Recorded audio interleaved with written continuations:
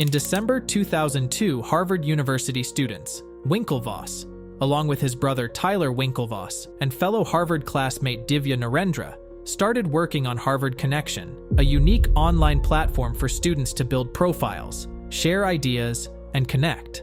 They asked bright sophomore Mark Zuckerberg for technical help after everything was fixed, whose campus coding reputation was growing. Zuckerberg received the twins' project. It looked fantastic at first. Zuckerberg agreed to work, but the twins became uneasy over time. Zuckerberg refused to fulfill the twins' dream project and made excuses, while secretly working on his own project, the Facebook. Once he was aware of the fact that what Mark Zuckerberg had appropriated our project and then continued to work on it for his gain, he was absolutely part of that. And we know that he was aware. Mark talked to him about Harvard Connection while he was working with him. February 4th, 2004. Mark released the Facebook, now named Facebook. It quickly started to gain popularity, and the twins realized they got betrayed. Their idea don't belong to them any longer. It's stolen by none other than their hired developer, Mark Zuckerberg. But the twins were not able to take any actions at first, since coming from a wealthy family. Showing they were misled could damage their reputation.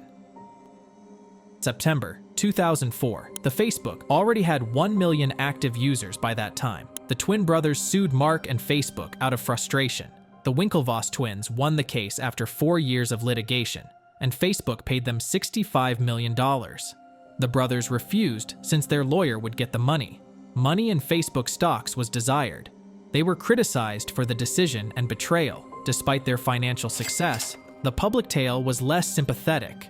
Silicon Valley referred to the Winklevoss twins as the Winklevi, demeaning their claim to establishing Facebook rather than as ambitious businesses. Despite their wealth, the twins found themselves in a bad repute. They were seen as victims of a well-publicized scandal rather than the acclaim they deserved, because Zuckerberg's ingenuity overshadowed their initial goal. Tyler and Cameron sought a fresh challenge to redefine themselves. Their goals expanded beyond social media. They wanted to be influential investors who could shape technology. With $500 million, they moved to Silicon Valley to fund digital transformation startups. Their history haunted them. Many inventors declined their offers, fearing the Winklevoss name and the bad memories of ConnectU. Any twin-related firm was immediately seen badly because to Zuckerberg's legacy. Due to public scorn and rejection, the twins reached a crossroads. Their pride and desire to be seen as pioneers, not betrayed, required a dramatic return. This desire to reinvent themselves led them halfway across the world to Ibiza's lively nightlife in 2012. An unexpected meeting in a busy nightclub changed their lives again. A stranger's voice cracked the music as they navigated the club's tension. "Hey, are you the Winklevi?" Man David Azar was not an average partygoer. He preached Bitcoin and felt a financial revolution was coming. Azar held a dollar bill and spoke passionately about Bitcoin, a distributed digital currency that promised freedom from banks and governments. Techies and fringe organizations knew Bitcoin when it was new. Critics compared it to the Silk Road market, calling it a crook tool. Azar explained that Bitcoin was more innovative. Bitcoin was designed by the mysterious Satoshi Nakamoto to be decentralized. Digital money could be divided, transmitted, and stored with unprecedented ease and security. But their 21 million coin limit made them scarce like gold. Bitcoin spoke to the twins on many levels, given their economic background and knowledge of market dynamics and financial institutions. The 2008 financial crisis shattered trust in traditional institutions. A central government unchangeable currency appealed to Cypriots who had their bank money taken during bailouts.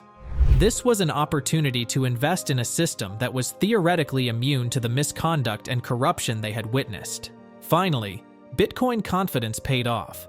Over the next few years, Bitcoin's price fluctuated as cryptocurrency awareness and technology advanced. Bitcoin reached $20,000 in 2017, making the brothers' investment worth $4 billion. This amazing turnaround validated their willingness to take risks when others sensed uncertainty. Still, the travel went smoothly. Early cryptocurrency volatility and disappointment were common. By the time the twins invested, BitInstant, which had also entered cryptocurrency investing, had gone bankrupt after Charlie Shrem was arrested for money laundering. The brothers were involved in legal battles to collect their Bitcoin when the company collapsed. Another major theft occurred when Mt. Gox, the largest Bitcoin exchange, stole $450 million in Bitcoin. The challenges showed the risks of working in a changing digital market. Despite these hurdles, the Winklevoss twins tried to bring order to the chaotic world of cryptocurrencies. Security, openness, and regulation set Gemini, a 2015 digital asset exchange, apart. It was a clean platform to attract Wall Street and institutional investors, not just individuals. Gemini and the twins wanted governmental supervision and strict security measures, which helped turn Bitcoin trading from a Wild West anarchy to a mainstream financial system component. While many early investors took their winnings immediately, the twins did not. Despite Bitcoin's skyrocketing price, they didn't sell. Their investment totaled roughly $7.64 billion in January 2025, when one Bitcoin sold for $109,114. Their influence went beyond Bitcoin.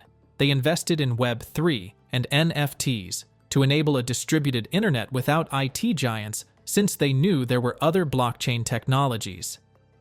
Since then, the Winklevoss twins have been portrayed as selfish fraternity brothers who made money from a small legal settlement, like opportunistic playboys. Their followers see the twins as reinventions. After public humiliation, they decided to innovate, challenge, and construct a new future in the ever-changing digital landscape. Tyler and Cameron Winklevoss' story goes beyond money. It depicts overcoming betrayal and reinventions. Their journey from Harvard athletes with a game-changing invention to disadvantaged entrepreneurs rejected by Silicon Valley, to innovative investors validating the Bitcoin market, shows how one can overcome barriers and change their life. In today's fast-changing world, when yesterday's blunders are the norm, the twins face danger and opportunity. They showed that personal and professional setbacks may be turned into new business opportunities in digital finance, proving that this is possible. It proves that bold ideas and risk-taking can change even the worst situations. The Winklevoss twins demonstrate that success is not always a direct result of actions. Despite the risk of treachery, lawsuits, public derision, and financial ruin, real inventions come from failure. They show that resilience, strategic thinking, and risk-taking to improve the future will never die in a fast-changing and disruptive world.